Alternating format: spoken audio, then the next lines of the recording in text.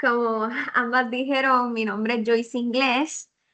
And today's workshop is going to be completely in English. However, if anyone needs anything, translated to Spanish or needs me to repeat anything, feel free to, raise your hand, send the message through the chat. I'm going to be looking at the chat here, as well as maybe repeating something that I've mentioned. So we're going to be discussing the different implementations of the four language learning domains in the higher education. I'm going to be, mentioning which are the four that are used when, language learning. And then also something that's very important that should be mentioned is that, of course, in Puerto Rico, we teach English as a second language, and it's not the same as teaching English as a first language. Therefore, the exposure students should have is, implemented through these four domains. So first we have the four language domains. So for those who do not know them, they are reading, speaking, writing, and listening. And these are four things that should be implemented in a classroom. Of course, I'm going to be focusing, and also the activities that I'm going to be mentioning are catered towards higher education. But of course, they could be altered and used and adapted for, elementary school as well. So first is a simple question. Why implement the four domains of language learning in the classroom? So I kind of want to see if someone would like to participate and kind of tell me why you think we should implement these in the classroom. If anyone would like to participate, just open your mic and you can answer. If not, we can just proceed. Yeah, I just want to make sure that you can hear me. Yes. Okay, so I teach pre-calc class, and math is a subject that a lot of people have problem with. So what I try to do is I not only try to just write on the board and just the students just hear me talk all the time, but I try to have them, draw graphs, participate in the class as much as possible, because not everybody is going to be able to learn just by listening and seeing what I'm doing. They need to be active participants in it. Exactly. Very good. Thank you. That is a very essential thing. Implementing dynamic activities as also as active listening, writing, reading, and so on and so forth. So basically, as I can't see your name here, I'm so sorry. Diego mentioned. Um, of course, there should be other implementations instead of just writing and, speaking. They have to also exercise other domains as well. So thank you so much for participating. Um, so basically, I kind of wanted to go into every domain and explain why we should, what are the pros of them and kind of like how you can implement them in your classroom. This will be an overview, but then I'm going to be discussing specific activities. So first, reading improves comprehension, vocabulary, and critical thinking. Okay, so when students come to the university, they kind of need to, express and be able to acquire these things. And it also exposes students to different genres, styles, and perspectives, helping them develop the ability to interpret and analyze text. So the exposure of different perspectives while reading also helps students learn a language. And so activities that you can reinforce reading with and kind of like helps students acquire grammar and writing structures. Kind of like when you read, you're able to understand the different grammar and writing structures that you could use while obviously implementing other domains. And it also supports language acquisition in terms of, so for you to fully know a language, you're supposed to be able to read it, understand it when it is spoken, speak it, and of course, write it. Then we have writing. It allows students to organize and express their thoughts in a structured manner. It builds skills in grammar, spelling, punctuation, and coherence. So, of course, sometimes the best way for students to kind of be able to start um using the language and organize their thoughts, they could start writing. Of course, this can help with grammar, spelling, and punctuation and coherence. So for this is kind of like trial and error. And of course, when they start writing, they're going to make a lot of errors. I still do grammatical errors and spelling errors and grammar errors and all that. So this is something that could be implemented in class. That's why we use, like, when we're in elementary, sometimes, most of the times, teachers implement journal and reflective writing and things like that, just so the student can organize and express their thoughts in, a structured way. So writing assignments such as essays, reports, and creative writing enhance student ability to communicate ideas effectively in writing form, essential for academic success and professional communication. So of course, when the students are in the university, they're gonna need to know, or be able to implement their writing in the classroom, right? As well as when they get out of the university and they graduate and they get they find a job, they're gonna need to have this professional communication with their, peers and colleagues in their job, that you can, start learning from a young age and as well in the university. Then we have speaking, a very important one. It enhances students' ability to verbally express ideas, opinions, and information clearly and confidently. So we kind of have a little like a sequence, right? This is how I see it. Of course, it could be seen in other ways. So first we read, we learn, we understand topics, we understand perspectives. Then we kind of learn how to write and be able to structure our ideas in a coherent way. And then we'll be able to speak, right? So speaking has a lot of things that you have to implement, like pronunciation, fluency, coherence in your speaking, be able to kind of like understand the context, right? Because context is a very big thing in speaking. So the same way is the activities that you can implement in the classroom to, again, build fluency, pronunciation, oral communication when you're having like group discussions. And these are very crucial for real world interactions, right? So when I teach, sometimes there's this way of polished teaching, right? But then when they go out in the real world, I'm sorry, they have to implement more things that, of course, sometimes you only get from discussions, debates, presentations, and this can also work on critical thinking as well, right? So when implementing speaking in your classroom, it refines these skills. And then we have, lastly, speaking. It develops students' ability to understand spoken language in various contexts. It improves comprehension skills and helps students become more attuned to tone, pace, and nonverbal cues. So this is a very important domain because this is something that you will use both in your academic and your professional life. Why? If you don't learn how to listen, you don't learn how to listen to instructions, you don't learn how to listen to process, this could be something that could affect you both in your academic and professional life.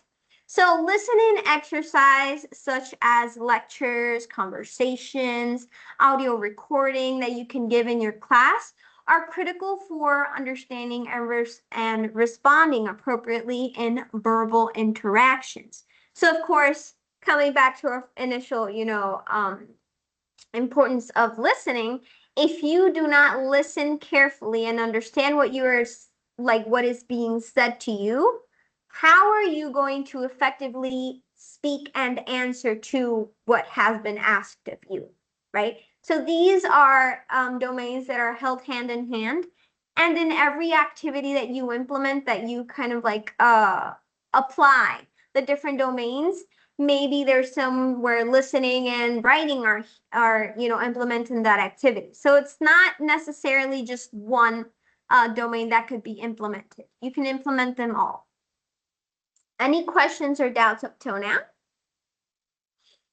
Let me see in the chat just in case. I'm sorry that I am like temblando. It's really cold in here. Where? Okay, I don't see any. I think we're fine. Okay, so going into the reading activities. So these are different activities that we can implement, and I've implemented in my classroom. They're very fun, they're very dynamic. I think that for you to learn a language, it can't be just the, professor speaking and that's it. You should be able to have some kind of interaction. And I also believe that reflections are very important, reflecting on these activities and what they learned. As obviously, as a teacher, you can reflect on how your students reacted to these activities, but also how the students, they can do their own reflection and how they learned and what they learned of this activity. Of course, students have different ways of learning. So those are learning, strategies and so on and so forth. So not all of these can be adapted to your classroom as well. So you have to take that into consideration. But of course, you can modify these and kind of like adapt it to your classroom. So first we have, let me try to make this smaller because I have this here. Okay, there we go. So first we have annotated reading. This is something that I did not apply to my studies until I was in the university, and it was very helpful. So this activity helps students critically engage with the text by making notes, asking questions, and summarizing key points. So this is basically for them to have their reactions, questions on the margins of whatever they're reading. So as a teacher, the first thing you have to do is distribute a passage or a text to students. It could be a short story, a novel, if you want to make something more elaborately, big or long. And then you can also use passages for them from a textbook for them to understand and kind of like make annotations as they go reading. And of course, as you can see, annotated reading implements reading, essentially implements reading, but then it also focuses on writing as well, because you're making notes, you're kind of critically thinking for questions and summarizing key points and things like that. So once you have your passage or text, given to your students, you ask students to read the text carefully, underlining or highlighting key ideas, vocabulary, or unfamiliar terms. So this is something that you can give to your students prior to this activity. You can give them the passage or text prior to the class. And then they also have they can also have the time to do it in class, so they can ask any type of question that they might, have. And something that my mentor told me was that always read the passages or texts 2 or 3 times. The first one to kind of understand, the second one to ask questions, to fully understand the gist of it, of course. Wait, oh, there we go. Then students should write marginal notes next to each paragraph. These notes can include the summaries of key points. So obviously, as they, in the first reading, they kind of like, mark those key points, and then they can summarize it, kind of put them in their own words for them to understand quicker. Reactions to content. So if you're in agreement to what was said, surprised, are you confused, maybe ask a question, maybe make a comment on the margins. Also, I've seen students do emojis on the sides. So that could be, that could tap into their creative, um, of course, aspect of this. And then, of course, questions or thoughts about the reading. Once students have finished reading, have them pair up to compare their annotations and discuss any questions they had. So here you're implementing speaking, right? And so this is, of course, optional. This is an optional step. But this I feel that you should consider in terms of time of your class, because sometimes we have 50-minute class, 1 hour and 30-minute classes. So of course this can be adapted to your class. And it can also be kind of divided into 2 classes. And then end the activity by reviewing the text as a class, as a group, having students participate, and addressing any common points or confusion of questions. So when they're in pairs, they can kind of be like, hey, I saw this and I react this way, and maybe their peer reacted the same way. And then also, as a group, say, oh, my peer and I were looking at this specific paragraph and we think this, and this. So this could, also tap into speaking. So in this activity, we have reading, speaking, and writing, right? So as I said previously, there's things that could be implemented, like one activity that primarily focuses on reading, but can also have other domains attached to it. I do want to remind you all that if you have any questions or you need me to repeat anything or explain something in another way, please feel free to open your mic and, let me know. The second activity is reading relay race. So this is a very hectic activity. There's going to be a lot of noise in your classroom. So if you would like to implement this activity, of course, you're going to have to be able to handle that noise. So this activity encourages fast and accurate reading comprehension in a fun team-based setting. So of course, they're going to be in groups. So you're going to divide your students into teams. So you can have 3 to 5 members in a group, depending, of course, of how many students you have. Make sure that, if you pick 3, then there's 3 in each group. If you pick 4 or 5, how many you want. Then you will provide each team with a different reading passage that is divided into sections. It may also choose the same passage for all the teams. So this is optional. So you can have maybe a short story and pick passages, and then they have different parts of the short story, or you can have, the same passage for the teams. Okay. Each students on the team must read a section of the text aloud, to their group, then pass it on to the next member. So it's going to be passing around passages. And for example, I get a passage and I read it, I explain it, I summarize it. I said that too soon, I think. Yeah, I said that too soon. Anyways, you summarize it and then you pass it to your other, your peer. And then they read, they summarize, and they pass. So it's basically like a sheet of paper with different passages. You read the first one, you pass it to the second peer, and then they read the second one, and they summarize it. So for this, each section is read. The reader must briefly summarize it to their team before passing the text. Once all sections have been read, the team works together to answer a series of comprehension questions related to the passage.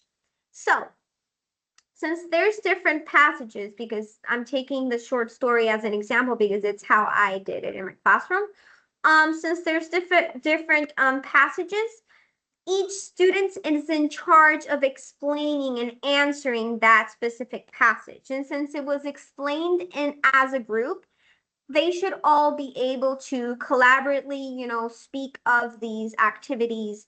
And then answering the questions correctly, the one who answers the questions correctly wins the race. So it's kind of like a competitive activity, which implements group work, and this is very important for academic and professional settings, considering that if you're gonna, go to a job, you're gonna be surrounded by people, you have to work in, in groups and so on and so forth. Next up, we have the reading and reaction blog. So this helps students reflect on their reading, develop critical thinking skills, and express reactions and interpretations in written form. Okay. So first, of course, you have to assign a text. You have to assign, a text. The student should read the text carefully, focusing on main ideas, themes, and any emotional or intellectual reactions they have while reading. So of course they can implement the first activity that I mentioned and then kind of like read it once or twice to make sure that they, understand the text and are able to react to said text. After this, the students engage in a free writing activity. Okay, so of course in this activity you implement reading and writing. So a free writing activity is which I'm going to explain soon, but a little overview for those who do not know, free writing is basically giving a student a set time and they just write without stopping, get their thoughts out of their head, which avoids writer's block.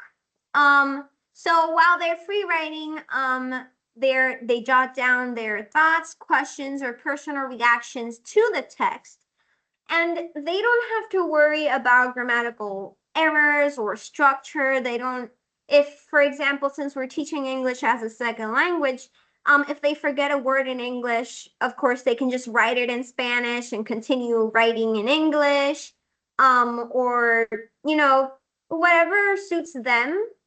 Um, so these free writing activities can also be from 3 to 5 minutes. So it's depending on your students, because nowadays, and this free writing activity also is written like with paper and pen or pencil. So of course it has proven to be very difficult for students to be writing for 5 minutes because their hand starts hurting, they don't know what to write, and so on and so forth. So this is an activity that has to be implemented you know, a lot in the classroom. So this activity aims to capture the raw, immediate response to what they have read. Then they must create the reaction blog. So they have to post this. After free writing, the students should organize what they wrote, and then they in the blog post they should include a summary of the reading they had, the reading that as a teacher you assigned, their personal reaction to this reading, of course taking into consideration that you have to tell them, hey, don't use bad words, express yourself eloquently, express yourself coherently, and things like that. They should also include a critical reflection where you, as a teacher, encourage students to think critically by discussing any deep meaning that they might have connected, themes, or societal issues presented in the text. They can also include questions they'd like to explore further, so they can use this in their hook. They can use these questions as a conclusion, as for further research on the topic. And they should also provide textual evidence from the reading that you provided. This is an optional step. So peer sharing. So this is where you put them in groups and their classmates with their peers, they discuss the blog and they give each other feedback and they discuss the blog and how they structured it and how they discussed it. As well as this activity promotes different perspectives from different students, as well as respect when discussing these perspectives. But then something very, very important that all teachers should do is feedback. They should always provide feedback on both the content and the structure of the reaction blogs, highlighting critical thinking, engagement with the text, and writing clarity. So making sure that they got their, specific points across, and they were able to understand the text fully and not misunderstand it, because there's a difference between having different perspectives and misunderstanding something, right? So that is something very important that teachers should provide feedback about. Any questions with the reading activities?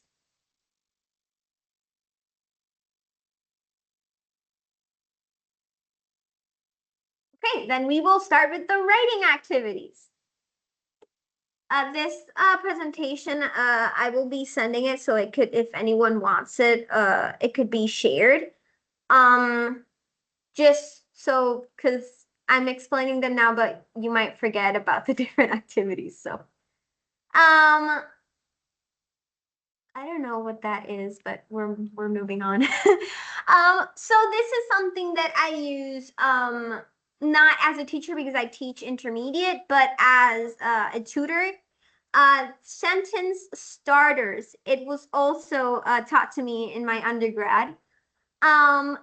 This activity helps students overcome writer's block and develop sentence variety in their writing. Okay, so this is something that can help students kind of like spark that. I call it a roll because like when I start writing, I roll there, so that's what I call it. So these are examples of sentence starters. So for example, you can just put although, in my opinion. These are transitional words, but can also be used as sentence structure starters. You can also use something more substantial. One might argue that, and so on and so forth. And then you provide a list, not just four. You provide a lengthy list, and you have them pick which 5 sentence starters from that list they would like to use. And then have them complete each sentence with their own ideas related to a given prompt or topic. So of course, this activity is implemented with a prompt or a topic, a specific topic that they would have to write about, okay? So when that is implemented, they have to be able to use these sentence starters and then be able to continue writing about the different topic or prompt that you provided as a teacher. Okay. I don't know what this is. Why is it there? I don't know if you all can hear that, but I don't know. Anyways, after writing their sentences, students should expand each into a full paragraph. So you have them create these sentences, and then from those sentences, they create paragraph elaborating about that sentence, if that makes sense. And then when they are creating this paragraph, you should encourage them to use varied sentences structures. Example, complex, compound, simple sentences to build their writing fluency and flexibility. Okay, so kind of like make sure that they're being coherent when writing sentences. Next, we have the free writing activity. This encourages fluency, creativity, and freedom in writing without worrying about, the grammar or structure of your paper. So this activity is originally done by Peter Elbows. However, the variation that I use in my classroom and that I like the best is Dr. Roman's variation. And so there's these 3 rules that she implements. And first we have no thinking, no stopping, no erasing. So you have to continue writing until the time is up. Okay. And in terms of no thinking, it's not that you're going to be like completely blank, but not focusing on what you're writing, just getting every thought out and then being able to structure it correctly when you finish free writing. So first, for this activity, you're going to give your students a prompt. You can either give them a prompt or you can implement this activity like at the end of your class and have them reflect on the class per se or on a specific activity as well. So some prompts that could be implemented is describe a place that makes you feel happy. What would you do if you had 1 week to live as an animal? Okay, so these are kind of like prompts that has your students writing, but of course in the university you could implement deeper prompts.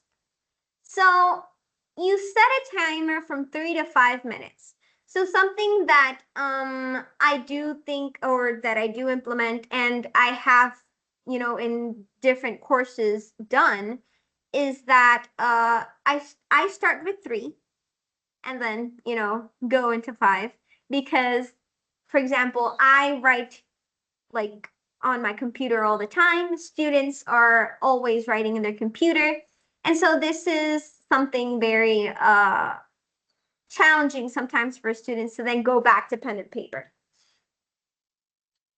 So when you set that timer during that allotted time, students must write continuously without stopping, following the rules, no stopping, no thinking, no erasing. If you erase, you just kind of like lo tachas and you continue writing.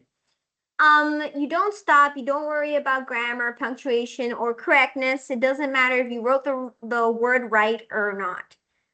The focus is on letting your thoughts flow freely. So kind of like get everything out for you to then organize it in a coherent way. And I also feel like, for example, when I do free writing, maybe someone else won't understand what I wrote, but when I read, I'm like, oh yeah, I know what I meant there. So. After the time is up, students will draw a vertical line. So the student is writing, right? And the alarm finished, like the alarm sounded, and then you draw a vertical line. Just do a vertical line and you finish your thought, okay? Because sometimes it could be triggering or stressful for students to not be able to finish their thought, right? So just do a vertical line when the alarm went off, and then you continue writing. When you're finished, you draw a horizontal line, right? And then when you draw that horizontal line on the bottom, you write, how are you feeling, right? Are you hungry? Are you stressed? Are you sad? Are you happy? And so you can use this to track your writing skills or when you're more effective when writing. Students can read through what they wrote and underline any interesting ideas or phrases they may use to explore in a more structured piece later. So this is what I'm, talking about when I say that, you have this free writing that is just a whole bunch of information, random stuff, and then you come and you say, okay, this is important, this I can implement, this I can add. And so this kind of helps you to create a sort of brainstorm or maybe even a draft. So these two QR codes, if you would like to scan them, I'm not going to go into detail with these, but I wanted to provide it. These are the timed classroom writing log provided by Dr. Roman and the writing log grid. So this is for students to be able to track how they write, what activity they wrote for, how many minutes, and then they learn how many words per minute they write, and so on and so forth. And this is very important. I use this a lot because I'm currently writing my thesis, so I kind of want to know when I write better so that I can sit down, write everything, and go on with my life. So this is something that you can use. The presentation, once again, will be provided. So if you don't get the chance to get these documents, then you'll be able to, of course, get it when you get this presentation. Third, we have the collaborative writing. Here, it develops peer feedback and collaborative improvement. So here I use this in every single of my classes, and it's something that like it's part of the essay uh, grade. So here you divide your groups into 3 to 4 students. Sometimes I do 2 and sometimes I do 3. And so each student should bring a piece of writing. So in this case, they can bring a piece of writing, but what I have my students do is to bring their essay draft. So intermediate courses, you have to have 3 essays. So for every essay, I implement this activity. Each student reads their piece aloud to the group while the others listen carefully. They cannot interrupt the person who is speaking. If they have any questions, they write them down. If they have anything to point at, they write it down. After each reading, the group members provide constructive feedback, focusing on areas like clarity, coherence, organization, and use of language. This is very important, and I also have them do it in person as well as have them put it in a form. Is it a form? Like I don't remember what it's called right now, but they put their feedback in the Moodle page just for, their peer. Then some feedback questions that you can provide them, but also I don't implement this part in my class because I want them to kind of like point out what they see and what they understand, their perspectives. But of course, you can have them give them feedback questions like what part of the writing is the strongest, which one captured your attention the most. What argument may be unclear, maybe it needs a little bit more elaboration, any type of suggestions that can improve your writing, and so on and so forth. After receiving this feedback, as I mentioned, in the beginning, reflection on these activities is very important. So students revise their draft using the suggestion from their peers. And then at the end of the workshop, the students reflect on how the feedback helped improve their writing. Of course, the student doesn't necessarily have to implement this the suggestions that their peers made. They're not obligated to do so, but of course it's always good to have these suggestions and other points of view for their work. No questions for the writing activities.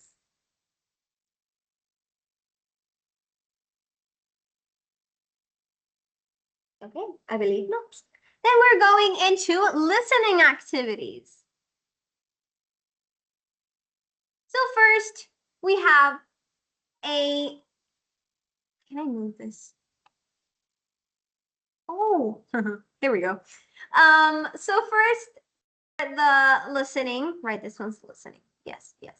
The listening activity, we have guest speaker reflection. So this is a very dynamic activity that I have not implemented, but I've been a part of courses that do implement this activity. And I am honestly dying to implement it in one of my classes. This improves listening comprehension, critical thinking by engaging with a live speaker and reflecting on their message. So something that the teacher must do beforehand, before that class, before that speaker comes to the class, they should give the students background information about the speaker and the topic that they will cover. And they can ask students to prepare 2 to 3 questions, right? Not a lot of questions because, of course, sometimes we have 20 plus students, and we won't have time for that. But these are questions that they would like to ask during the talk or after the talk. You can also have your students prepare the questions while the speaker is, speaking, so they can know what they want to talk, what they want to ask at the end. So you can have a Q&A session. During the speaker's talk, instruct students to take notes while listening, focusing on key points, arguments, and any specific topic or detail that stands out to them. of course, they can have opposing perspectives, which they should jot down and then discuss further at the end of the class or the activity. Encourage active listening by asking students to write down any questions that arise during the talk. After the talk, facilitate a class discussion where, as a teacher, I would like, because I haven't, implemented this activity, but I would like to be the one who says like, oh, you can speak, oh yes, like that, the moderator. Facilitating a class discussion where students share their reaction to the speaker's presentation and ask questions such as what were the main points the speaker made. These are reflections that the student can, do as well. Did anything surprise you or challenge your way of thinking? How does the speaker's perspective compare to your own thoughts on the topic? And so on and so forth. And maybe mention what perspectives that it challenged. And then at the end, have your students write a reflection, very essential, summarizing the speaker's main points, their personal reactions, and how they can apply what they learned in their studies or lives. So maybe the speaker is talking about a personal thing that happens to them, and maybe the student can reflect on how they would have reacted if that happens to them, or where they can learn the positivity of the situation, and so on and so forth.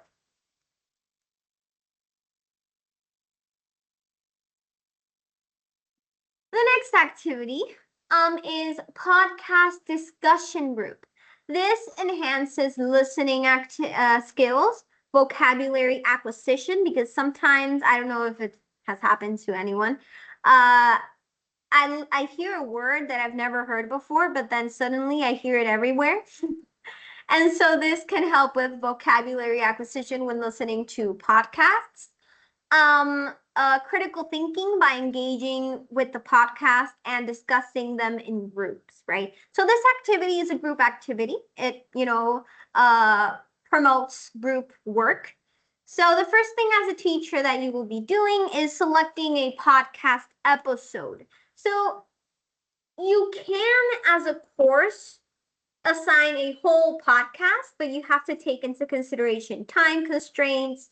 And so in terms of this activity, you will be discussing specific episodes, not the podcast as a whole, right? So the podcast must be from 10 to 20 minutes long, just to make sure that the student is still focused on the podcast. And these podcasts could be about segments, TED Talks, or educational podcasts, anything that might pique the student's interest, but obviously keep it educational. Don't put your students to listen to Chief Man, things like that. And then share the podcast with your students. Make sure that everyone, so things like these, like podcasts, movies, YouTube videos, things like that, you have to make sure that all your students are able to access these things. Because if not, then you can't, if one can't do it, none of them can do it, because it's not fair, right? So we have to take that into consideration as well. Share the podcast with the students ahead of time and provide a list of vocabulary or key terms to help them follow the content more easily. So you do have to listen to this podcast beforehand and be able to identify any vocabulary that they might need to familiarize themselves with before listening to the podcast. If anyone has any questions, please make sure to open their mic. Because I've tried to see the chat, but I can't see it. So when they finish that, or they're currently listening to the podcast, the students will listen to the podcast independently, alone, either in class or as a homework, right? They should bring their headphones, or you can also assign it to them as homework. Ask students to take notes while listening, focusing on key points, main arguments, and any unfamiliar vocabulary apart from the one that you provided. And then when they finish doing that, if it's in class, then you go right into the discussion, divide the students into small groups, again, because it's a group project, and ask them to discuss the podcast episode. So what they're going to be discussing is the key points that they, identify, the main arguments, the unfamiliar vocabulary. They can be like, hey, I noticed this main point, and I think this, and this. Or I don't agree with this, or oh, I really liked that they mentioned this and how this can go into this. And they can even like literally tap into history. They can tap into their personal lives. This implementation is focuses on speaking, writing, listening, of course, which is the main one. So as you can see, and I don't know if y'all have noticed, that a lot of these activities implement almost all of the domains. So it's pretty easy to implement the domains in class. Of course, you can provide your students with questions to guide their conversation. This is optional, I'm sorry. So some of the prompts that you can implement are what was the main topic of the podcast, and summarize it in your own words. What was the most interesting part of the episode and why? What piqued your interest or their interest, sorry. Where were there any points made in the podcast that you disagree with and why? And this, helps students to tap into that critical thinking as well. How does the information in the podcast relate to what we are studying in class? So of course, going back to the when you're choosing the podcast, you have to make sure that it relates to your class and not a random thing. Um, Encourage students to compare their notes and clarify any points of confusion with their group members. So this is important because you have them kind of understand or go over some things that they might not have understood, or maybe other students have different perspectives on that topic. And then, of course, the post-discussion reflection. After the group discussion, ask each student to write a short reflection summarizing what they learned from the podcast and how the group discussion helped clarify their understanding. So you can have this group discussion in small groups, or you can do a variation of it, which is the whole class. And then again, these reflections that I mentioned them in every activity, you can also give them as homework, or you can give them as free writing activities, which only takes 3 to 5 minutes of your class.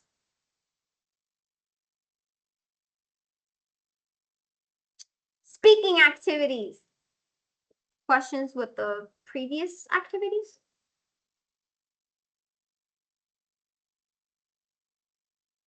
Believe not. Very good. So debate. This is one that I implemented in my class this semester and I loved it. So here they develop argumentation, critical thinking, and persuasive speaking skills precisely for what I use it. I use it for their persuasive essays. They had to persuade me and their peers as well, because everyone had to listen carefully and jot down questions as well. This is very important, of course, for speaking. So first, you choose a debate topic that is relevant and engaging for students. So this could be a bit tricky because I have given them the option to pick them themselves, and they have chosen very problematic topics, which could be triggering in class sometimes. So if they do pick these problematic topics, you do have to make sure that you take a section of your class where you say, hey, you all have to be very respectful and respect everyone's perspective and opinions. So you also have debate in terms of using eloquent language and so on and so forth. Inclusive language as well. So some of the debate topics that you can use is, should school implement 4-day week classes, or is social media beneficial or harmful, which is something that is debated nowadays a lot, apparently. So divide your students into two teams. So for my class, they did it individually, and then they debated with the classes as a whole. But you can also have it in teams. One is pro, one is con. And then you assign the roles. You have an opening speaker who kind of introduce what they're going to be debating about, a rebuttal speaker, and then a closing speaker, right? And then you give students time to research their positions, prepare their arguments. I normally give them a week because they do have to bring evidence of, that what they're saying is true, accurate. Then during the debate, the first speaker from the each side has 2 to 3 minutes, their opening argument. Then they have the rebuttal speakers. There could be more than one speaker, a rebuttal speaker. They address the points raised by the opposing party and defend their own team stance. They have 2 to 3 minutes as well. This is the time to debate because if not, it will go off track. This is also an activity where you have to implement order a lot. And then you have the closing speaker, which summarizes their team's argument and attempts to convince the audience of their positions.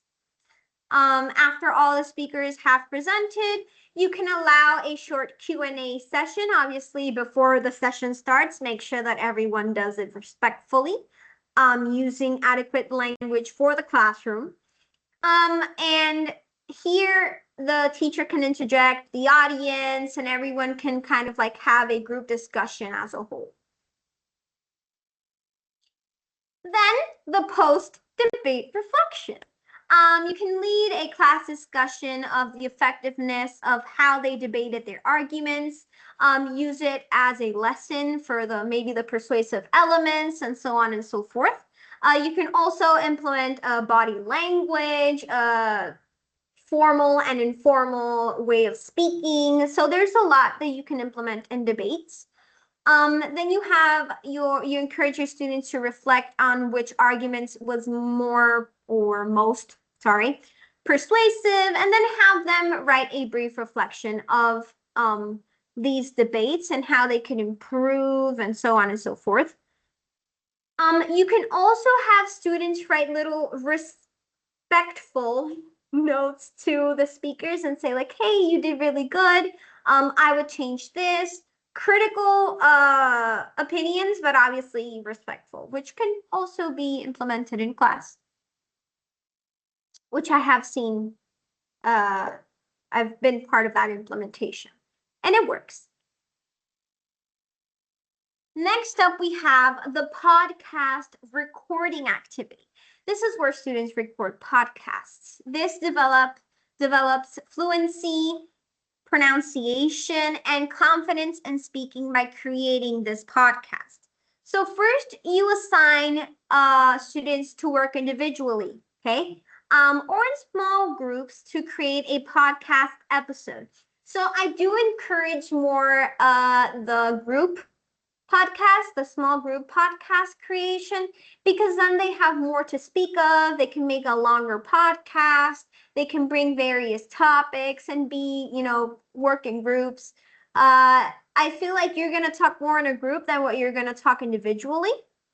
They should provide a general theme or allow students to choose their own topic. So this is us as teachers. We provide the theme, or let them pick whatever they'd like. They can do book reactions, interviews, discussions on current events, and so on and so forth. Then you have students outline their podcast episode, including an introduction, main content, and conclusion. These are drafts or brainstorms of different topics that will be spoken or given in the episode per se.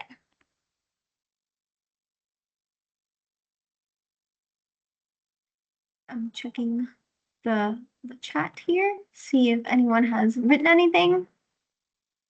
Okay, good.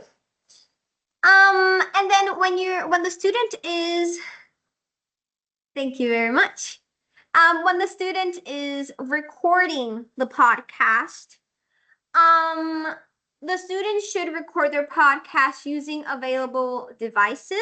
So, of course, at the university level, everybody should be able to, have access to a phone, computer, classroom recording equipment, but also make sure that the library has these equipments available. Or, for example, me as a teacher, I'd be like, okay, you can come at my office hours, you can create your podcast in one of my devices, and then I can send it to you, and so on and so forth. So you have to be understanding with your students. Encourage them to focus on clear pronunciation. They have to speak, correctly for you to be able to understand what they're saying. Appropriate intonation, so it's kind of like the way the voice changes. Like, for example, questions, exclamation. Maybe, having appropriate intonations in terms of keeping the person who's listening to podcast their interest. Because, for example, if I were speaking in a monotone voice, which, do you see how I said voice? See, I can say encourage them to focus on a clear pronunciation, appropriate intonation, varying their tone to keep the listener engaged. That's boring. So kind of like add that personality to your intonation. Varying their tone to keep the listener engaged, as I mentioned. If working in groups, students can assign different roles, such as the host, the guest, or the interviewer. Of course, then you have 3 people there in that podcast. So this could be a very fun activity. And then after recording, have the students listen to their own podcast, reflect on their speakers, their speaking performances, considering if they were clear, fluent, if they communicated their message effectively or coherently. And then as an optional step for this activity, the students can present their podcast in class or upload it to the class platform where peers can listen and provide feedback. So I've seen other professors, what they do is that they create a Google folder, and then they just throw their videos or their recordings in there, and then everyone has access. And then you can have your students give feedback where they go into one and they're like, oh, this was a great podcast. I like this and this and this. And you can also provide prompts for them to use as a guide when reacting to the podcast. So there's a lot of variations of these activities that you can implement and kind of like focus on.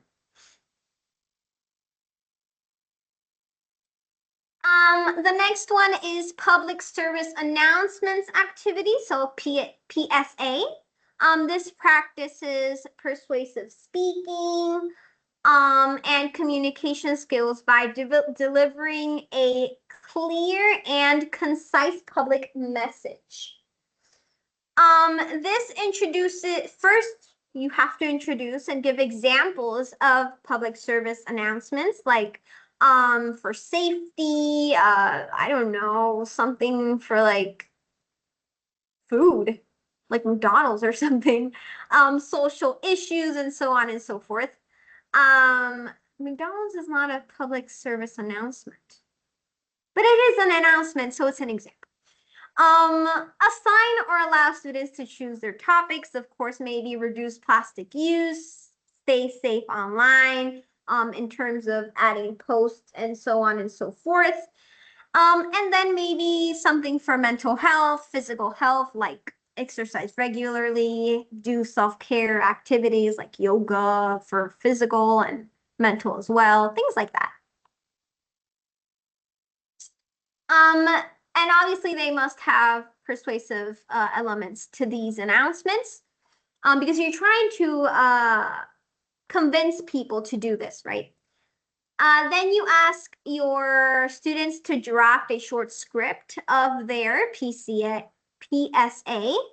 And focus on key information they want to convey. And the message should be concise and clear. So it's not like a 5-minute announcement activity. And this is done either in class or in a video. So it's 30, 60 seconds. It's a quick activity where they can implement a lot of things. Emphasize the use of persuasive language, tone, and vocal emphasis to make the message impactful. Of course, maybe be excited, like, hey, this is things like that, kind of like be excited of what you're saying, because if not, we go back to the monotone voice. Then you can have, of course, as I mentioned, a recording or a presentation. Have them practice their delivery and appropriate pacing. Make sure that they're not talking like super fast. They can implement an audio or a video. I would implement a video, or in class, live in class public service announcement. And then after each presentation, others offer feedback as a teacher on clarity, persuasion, delivery style, tone, body language when delivering this announcement, and so on and so forth. And also the delivery style and the vocabulary used, going back to informal and formal, speaking. Then, of course, the post-presentation discussion. This could be a reflection or a discussion in class. This is where students have a class discussion on the effectiveness of the message presented. And you as a teacher can guide this discussion by asking which PSA or PSAs, were the most convincing and why. Like maybe they had certain themes or certain topics that interested the students more. And then also make sure to focus on the technique that the speaker used to grab your attention. Because this is important when, for example, giving persuasive writing or persuasive elements, you kind of want students to be able to use it and identify it as well, like ethos, pathos, and logos.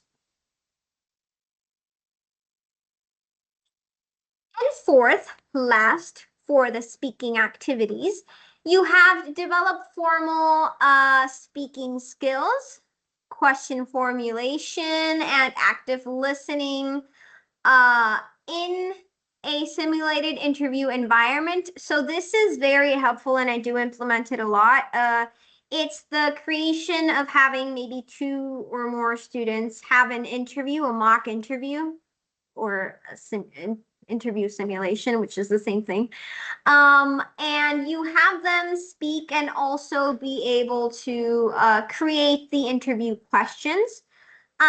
So something that is very important is that in an interview, you have the interviewee and the interviewer, and then the interviewer has to be able to kind of like create cohesive questions and be able to have a prolonged conversation with the person that they're interviewing, right? And the person that's being interviewed, has to be able to answer these questions correctly. So first, as a teacher, you choose the interview topics.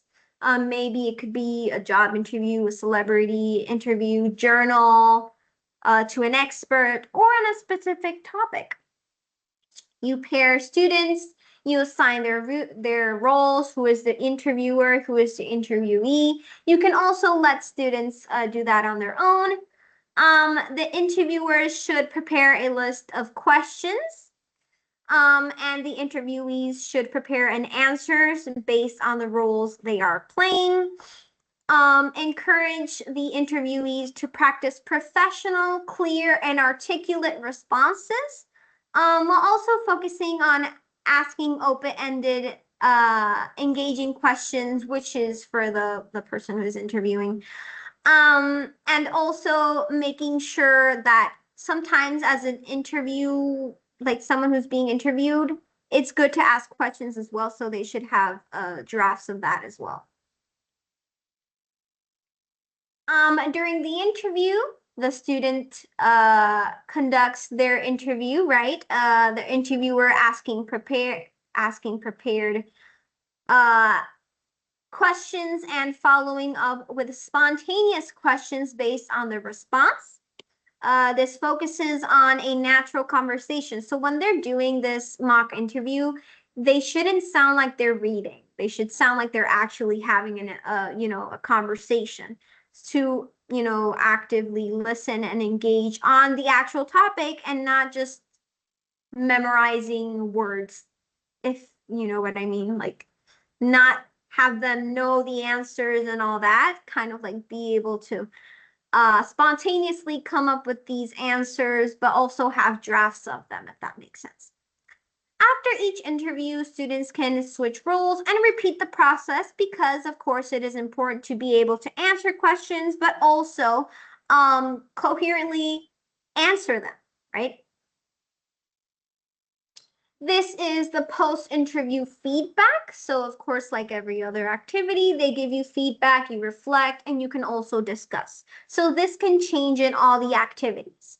As this last part of the activity that I keep mentioning, where they give feedback, they give reflection, they give discussion, this can alternate in terms of your class time, right?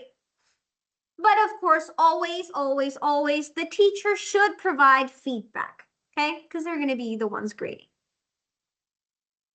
And they, as students, that's the ones who interviewed, they should be able to kind of like say, okay, I think I spoke too fast. I think I used a word that I was not supposed to use. Maybe I did not answer the question as I was supposed to, or I did not understand something. These are reflections that they should do on themselves, but also their peers can do them as well.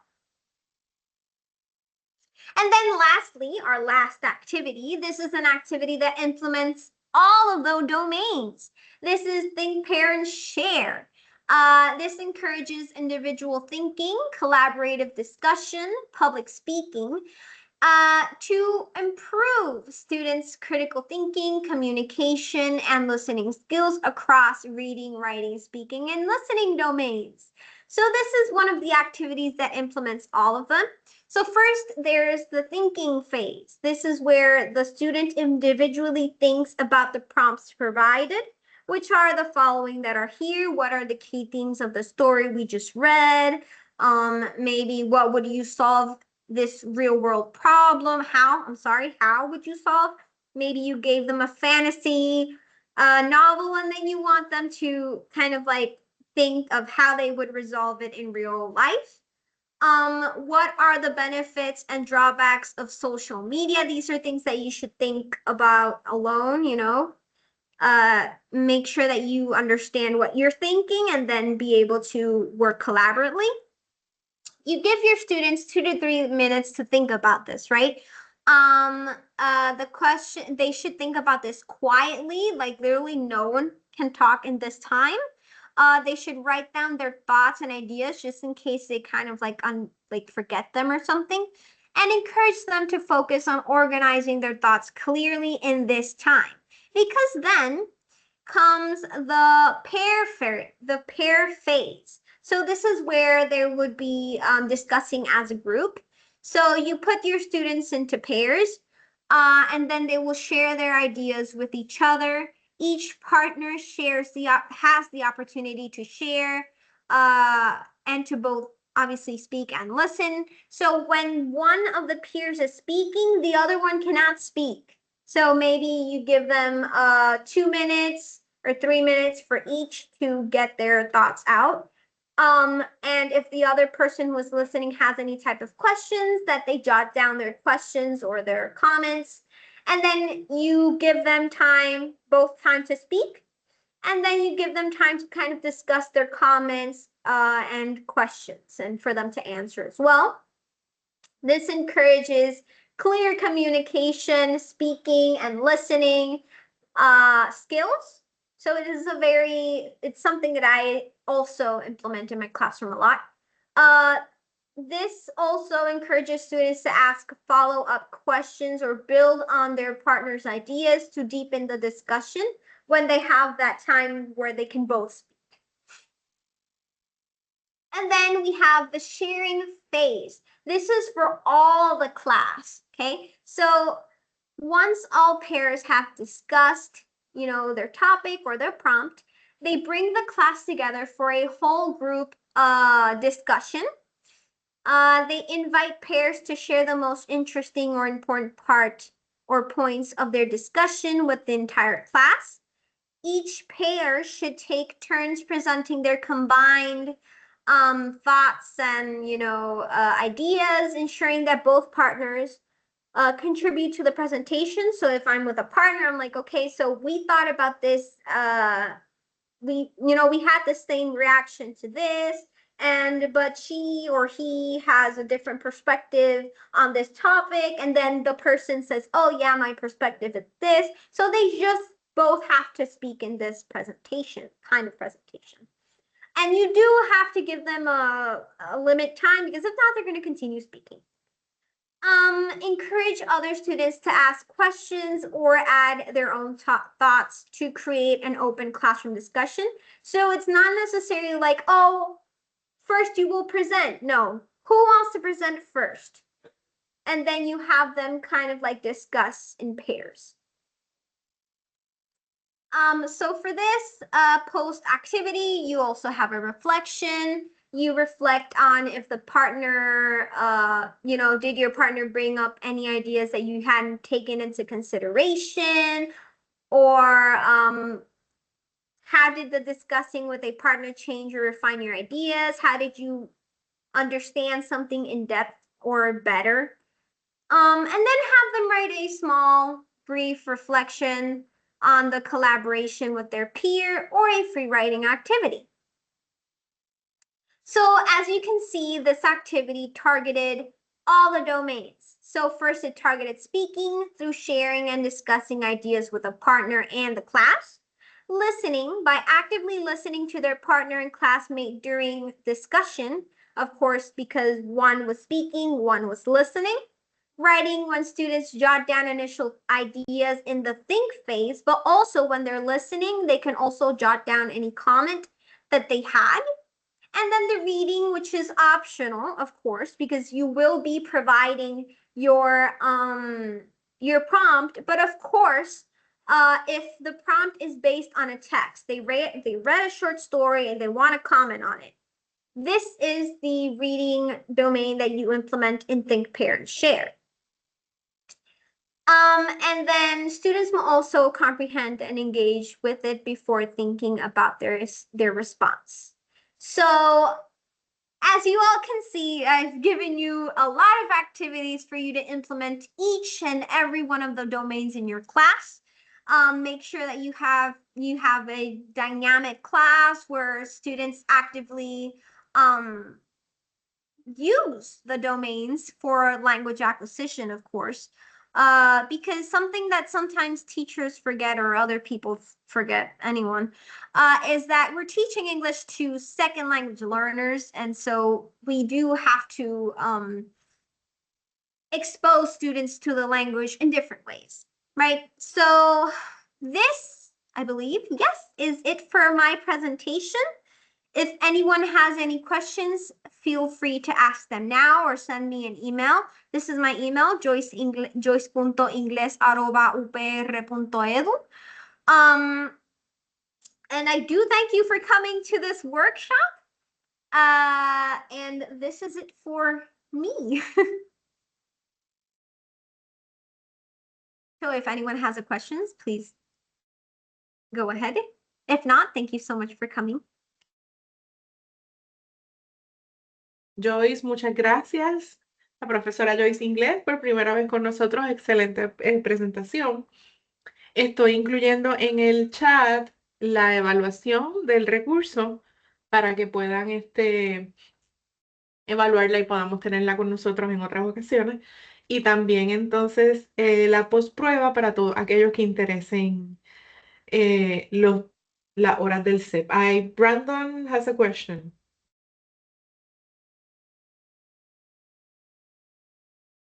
Okay, so I'm going to read the question out loud so everyone, just in case if someone doesn't have access to the chat.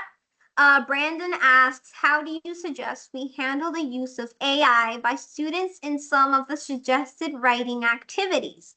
So I use all my writing activities in my classroom. I barely give homework. I do it in my classroom, and most of them are written activities. But of course, unfortunately, we don't see it all, and they might be using AI, of course. And even simple things like Grammarly can, fix them, but most of these activity in terms of the reflections are done written. But let me go back here to the activities. So the sentence starter can be done written. But if you choose to use it in the computer and do it in class, then you should make sure, that you tell your students, hey, you can't use AI, and so on and so forth. But the use of AI at this point, I would say, and it's my opinion, it can't be avoided.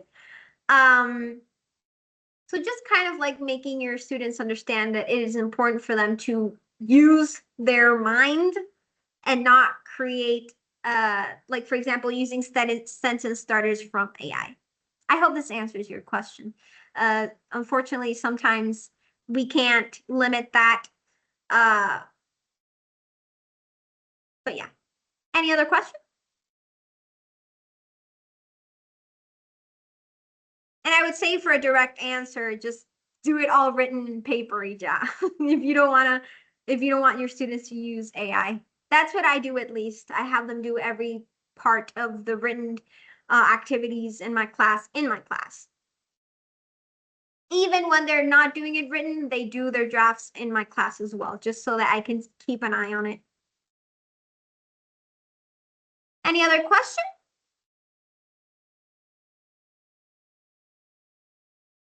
Pues excelente, muchas gracias. Voy a volver a postear la postprueba y entiendo que ya eso sería todo. Muchas gracias Joyce, gracias a todos y tenemos nuevas actividades. Entren a la página del set para que se puedan registrar. Así que muchas gracias y buen provecho. Gracias, buen día. Igual.